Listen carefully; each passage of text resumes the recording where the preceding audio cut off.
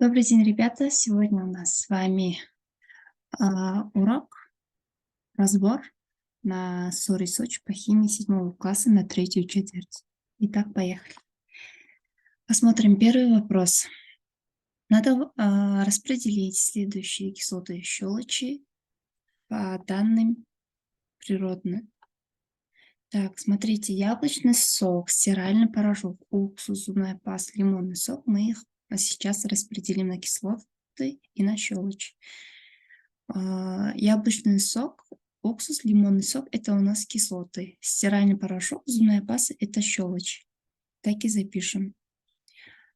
Третий С. Что нас просят? Предложите, как без помощи специальных индикаторов можно определить природные кислоты и щелочь.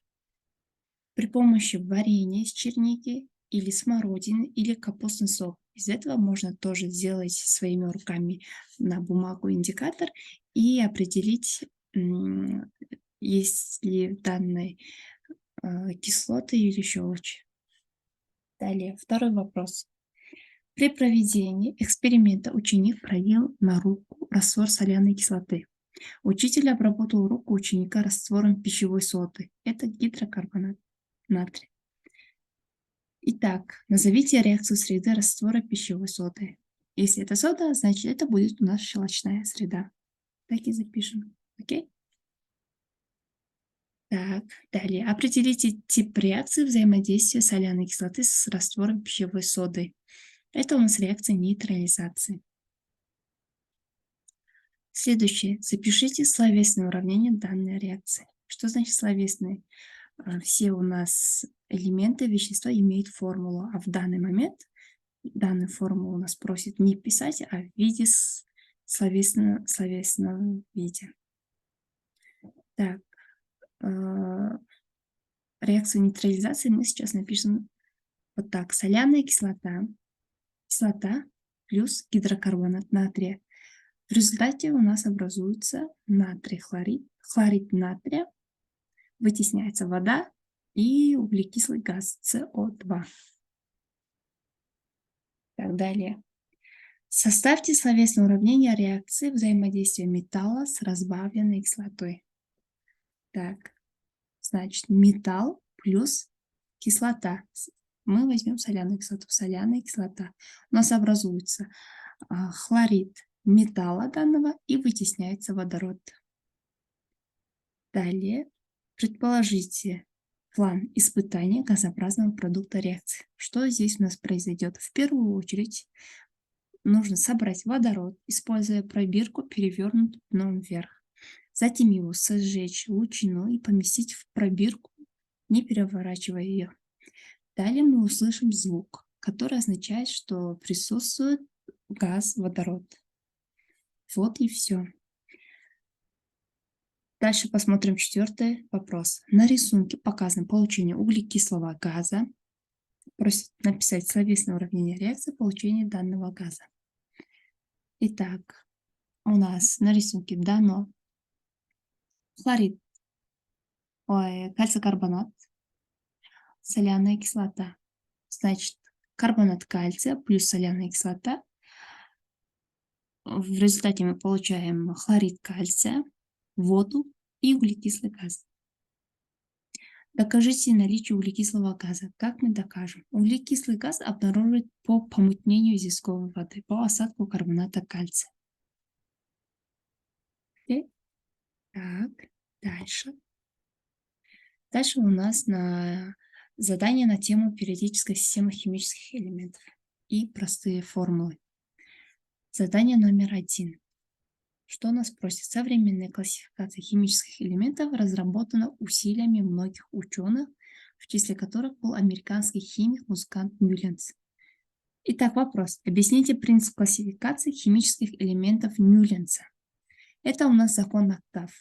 То есть каждый 8-й элемент напоминает по свойствам первый элемент. То есть через каждый 8-й элемент повторяется. Это назвал Ньюленс закон октав, отталкиваясь от закона в музыке. Через каждые 7 нот следующая нота у нас повторяется. Дальше вопрос. Определите сходство классификации Мюлленса и Менделеева. Какие у нас есть сходства? В обеих классификациях элементы расположены с увеличением от массы. Так и запишем. Так, второй вопрос.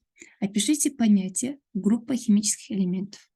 Это у нас вертикальный столбец в периодической системе химических элементов со сходными свойствами.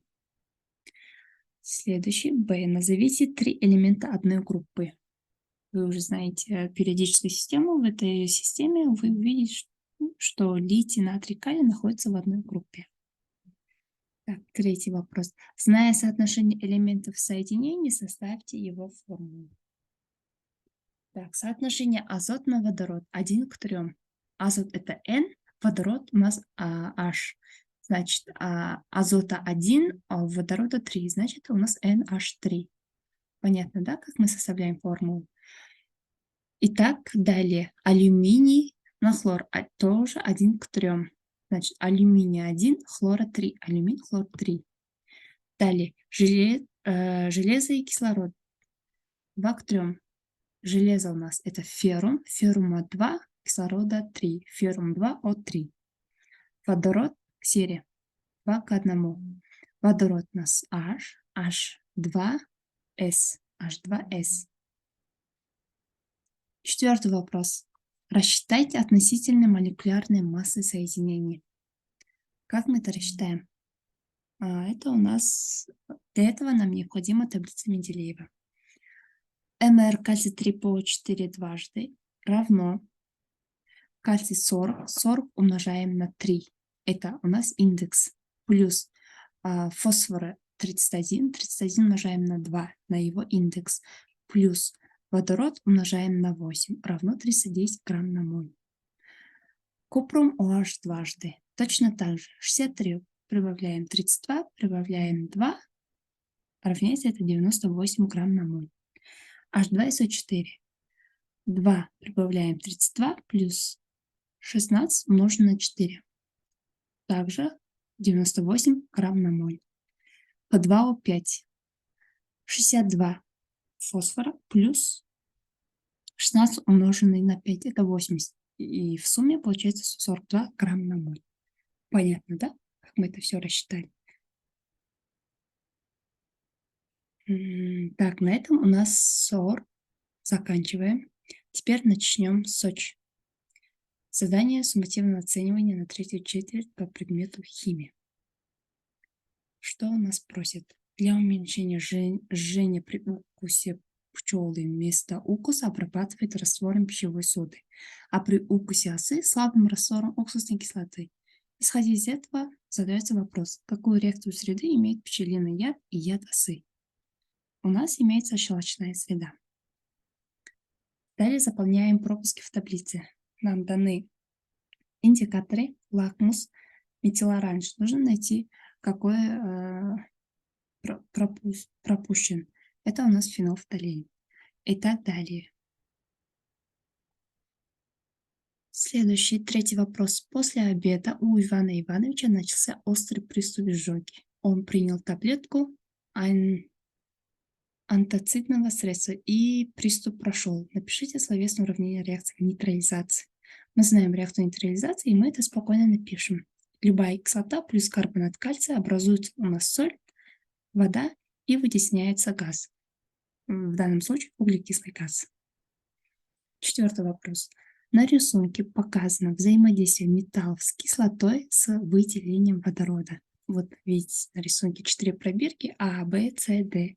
И нужно каждого написать.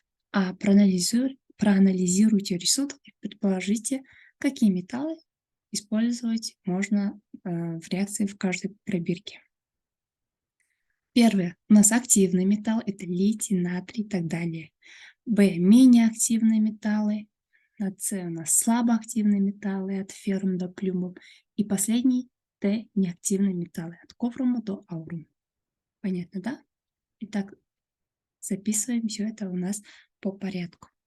Следующий вопрос. Напишите словесное уравнение реакции получения водорода. Как мы получаем водород? берем любой металл, например, цинк плюс соляная кислота. Образуется у нас хлорид цинка и вытесняется водород. Вы можете взять любой металл. А, Можете взять любой металл в пробирке B, например. И так далее. Пятый вопрос. Для исследования состава были предположены 4 образца известковых горных пород. Так, на каждый образец капнули разбавленной соляной кислотой. На поверхности образцов 2 и 3 кислота вскипела и услышали шипение. Так, первый вопрос. Напишите уравнение происходящих реакций на поверхности образцов 2 и 3. Значит, мы берем карбонат кальция, разбавляем соляной кислотой, получаем в результате соль, воду и вытесняется углекислый газ. Написали словесное уравнение. Шипение свидетельствует о выделении газа. Предположите качественную реакцию. Качественная реакция, значит, мы пропускаем через известковую воду. Когда пропускаете, вы увидите потемнение. Да? И эти свойства вы должны также написать. Шестой вопрос. На рисунке дана периодическая система. Значит, А. Выписать элементы одной группы. Б. Выписать элементы одного периода. Группа это у нас вот эти. Вот. Первая, вторая, третья, четвертая, пятая и так далее. Можете написать элементы первой группы, второй группы, пятой группы. Разницы нет. В данном случае я написала водород, литий, натрий. Б. Выпишите элементы одного периода. Периоды это вот в горизонтальном виде. Значит, берем литий, бериллий, бор, углерод, азот, кислород и так далее. Можете взять третью, можете взять первый период. В первом периоде только водород и гелий. Седьмой вопрос. В природе медь встречается в виде двух изотопов, где купрума 72,7%, а во втором случае изотоп купрума 27,3%. Вычислите относительную атомную массу меди. У нас есть такое соотношение, что соотношение омеги равны соотношению масс. Значит, в процентном содержании мы можем легко перевести на граммы. Итак, 72,7% мы напишем в виде грамм. Его умножаем на процент, на 63. Вот, 63. Это его изотоп. Делите на 100. Я сразу написала 0,63. Плюс вот его масса 27,3. Умножайте на его изотоп 65 и делите на 100. Я сразу написала 0,65. В итоге получается 63,546. Понятно, да? Как мы это все решили? Очень легко и легко запомнить. Восьмой вопрос. Напишите формулы следующих бинарных соединений. Кремний кислород. Точно так же, как и в СОР мы проходили. Кремний у нас 1, кислорода у нас 2. Значит, это у нас будет силициум О2. Водород и сера. Водорода 2, серы 1. Будет H2S. Алюминий, кислород. Точно по такой же технологии. Алюминий 2, кислорода 3. Алюминий 2, О3. Медь и хлор 1 к 2. Купрум, хлор 2. Все формулы мы с вами записали. Так, последний вопрос. Рассчитайте относительные молекулярные массы соединения. Для этого вам необходима таблица Менделеева. Смотрим. MrH2SO4. Как мы это вычислили? Водорода у нас 1 по таблице Менделеева. Умножайте на его индекс. Это будет у вас 2. Плюс сера. Плюс кислорода 16 умножайте на 4. Это 64. И в итоге получаете 98 грамм на моль. Грамм на моль это его величина измерения. Следующий, точно по такой же технологии. Алюминий OH трижды. Алюминий 27 плюс 48, значит, трижды мы, значит, умножаем 3 и на водород, и на кислород. Понятно, да? 48 плюс водорода 3. В итоге 78 грамотному. Всем понятно, да, ребята? Не волнуйтесь во время экзамена. Запомните все, что мы с вами разобрали. Напишите так, как все это помните, и у вас будет самый высокий балл. Всем пока-пока. Встретимся в следующей четверти.